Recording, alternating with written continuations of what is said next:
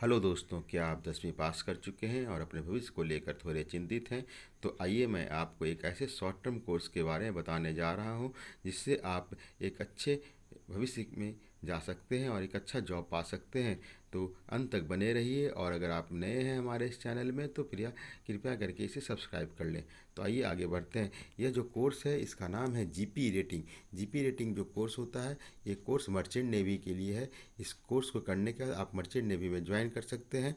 और आइए इसमें मैं बताने वाला हूँ कि ये कोर्स क्या है, इस कोर्स का ड्यूरेशन क्या है, इस कोर्स को करने के बाद आपको क्या काम मिलेगा, कहाँ काम मिलेगा, और इसकी मिनिमम एलिजिबिलिटी क्या है, एजुकेशनल क्वालिफिकेशन क्या होगा, एज क्या होगा, और इसमें आप कितना तक अर्निंग कर सकते हैं।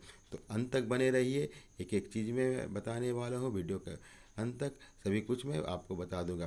तो आइए सबसे पहले मैं बताता हूँ कि ये मर्चेंट नेवी में जीपी रेटिंग क्या होता है। जीपी रेटिंग जो कोर्स है इसको जनरल पर्पस रेटिंग बोलते हैं। जनरल पर्पस रेटिंग में जो कैंडिडेट्स होते हैं उनको ट्रेनिंग दी जाती है, बोथ इंजन और डेक रूम, डेक साइड और इंजन साइड रूम में की ट्रेनिंग दी जाती है। इस ट्रेनिंग के बाद जो एम्प्लॉयमेंट होता है वो employed either in the deck department और इंजन डिपार्टमेंट में according to the needs of the company इसमें रोज़गार दी जाती है, एम्प्लॉयमेंट दी जाती है। ये इनको क्या काम करना होता है? They perform the task related to the seamanship, cargo handling, maintenance work on the deck, operation and maintenance of the machinery.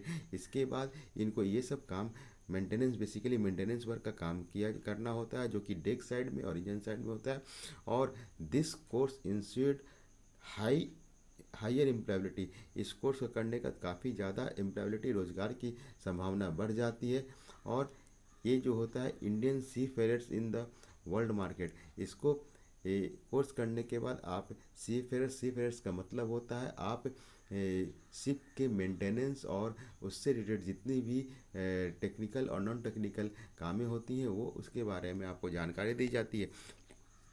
GP rating, जैसा कि मैंने बताया कि कोर्स कितने दिन का होता है, तो जीपी रेटिंग कोर्स जो होता है वो 6 मंथ का होता है, रेसिडेंशियल कोर्स होता है। और ये अप्रूव्ड होता है DG shipping of the government of India के थ्रू। ये DG shipping government of India के थ्रू ये अप्रूव्ड होता है। इसमें जो सिलेबस होता है इसमें आपको जो कंबाइंड स्टडी होता है, deck and engine subjects, engineering subjects का आपको कंबाइंड स्टडी की जाती है। और इसमें आपको और भी अलग अलग तरह का ट्रेनिंग दिया जाता है जिस जो इंक्लूड होता है। इसमें स्विमिंग है, फिजिकल ड्रिल्स है, वर्कशॉप ट्रेनिंग है, रोप एंड मास्ट क्लाइंबिंग है, लाइफ सेविंग अप्लायंसेज का यूज कैसे करते हैं वो किया जाता है, फायर फाइटिंग के बारे में बताया जाता है। ये सब चीज़ के बारे में आपको ट्रेनिंग दी जाती है।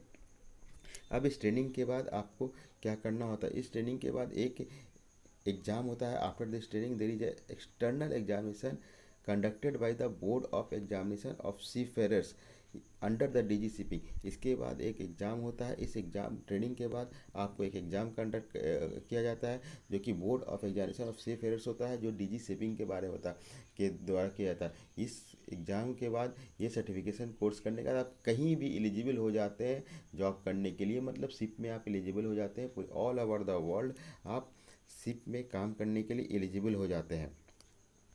तो आइए मैं आपको बताता हूँ कि इसकी जो रेटिंग, जीपी रेटिंग की जो एलिजिबिलिटी होती है वो क्या होती है। तो जीपी रेटिंग की जो एलिजिबिलिटी होती है, सबसे पहले मैं एजुकेशनल क्वालिफिकेशन का बात करूँ तो इसमें जो मिनिमम एजुकेशनल क्वालिफिकेशन होता है वो पास इन एसएससी और 10th एग्ज़ाम होता है। ये मिनिमम क्वालिफिकेशन है। इसके में आपको मिनिमम जो मार्क्स होता है वो एग्रीगेट इन 40% और कम से कम 40% आपको इंग्लिश में होनी चाहिए। और 10th में आपको एग्रीगेट 40%, इतना मिनिमम आपको एलिजिबिलिटी क्राइटेरिया है। आपका एज क्या होगा? एज मैक्सिमम एज आपका जो होता है 25% होता है, 25 ईयर्स होता है। ये आपको यहाँ पे 25 ईयर्स इसका जो मैक्सिमम एज है। और जो मिनिमम एज है वो 17.5 होता है। 17.5 साल आपका मिनिमम एज होना चाहिए और मैक्सिमम एज इसमें आपको 25 साल होती है। और आई विजन क्या है? इसमें आपको जो आई विजन है बेसिकली एक चीज़ और बीच में मैं बताऊंगा कि इसमें मिनिमम जो वेट होता है वो 157 सेंटीमीटर आपका हाइट होगा और वेट जो होगा वो 48 केजी होगा। आई विजन आपका अच्छा होना चाहिए। ये आई विजन आपका 6/12 इन ईच आई होना चाहिए।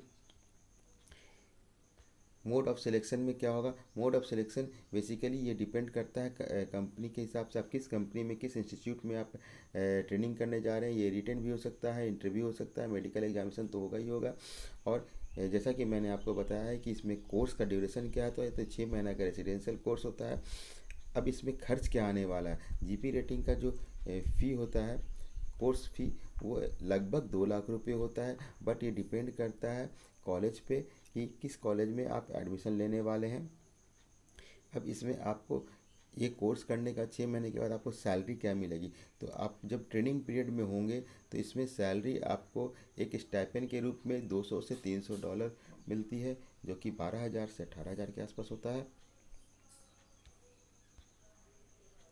इस कोर्स को करने के लिए जो इम्पोर्टेंट बात है कि कैंडिडेट्स जो भी इस कोर्स को करना चाहते हैं उसके लिए इनके पास पासपोर्ट होना ज़रूरी है। इसलिए आप सभी अगर आगे पढ़ने इसमें जाना चाहते हैं तो पासपोर्ट आप अप्लाई कर दें।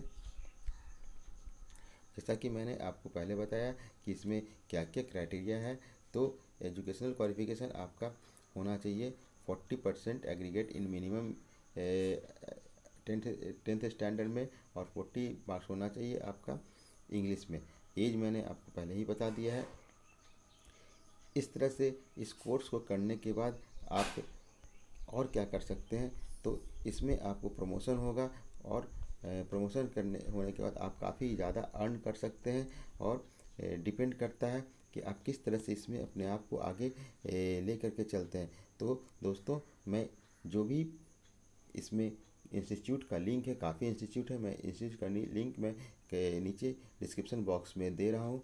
आप इसको अच्छी तरीके से देख लें और देखकर आप आगे इसमें अप्लाई करें, और एक अच्छे भविष्य के लिए आप आगे एक शॉर्ट टर्म ट्रेनिंग होता है, इसको आप आगे करें। नमस्कार, धन्यवाद।